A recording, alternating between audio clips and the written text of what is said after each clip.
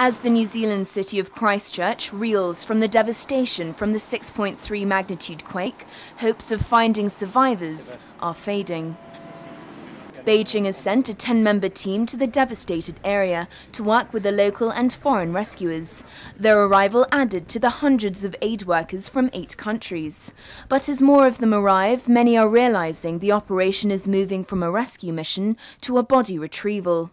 Even though over 200 people are still missing and no one has been pulled alive from the rubble since Wednesday, Christchurch Mayor Bob Parker is still hopeful that survivors would be found. Everybody believes that there are people we will find alive, and that's not the only motivation, because we know there are people that we won't find alive that we need to bring back for families. We need to rescue that story of that family and that person to give them some peace. But we're also motivated by the fact that out there somewhere there's somebody alive and we're going to find them, and that's what certainly keeps a lot of the people ticking along. Rescuers believe multiple bodies remain trapped under the Christchurch Cathedral, the collapsed ATV office block and the destroyed Pine Gould Guinness building.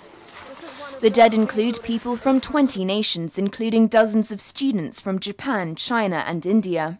Officials from Japan were on the ground working to aid the rescue and recovery efforts. There are 27 Japanese students still thought to be buried beneath the rubble. We have still a strong hope that we are going to have the Japanese people rescued.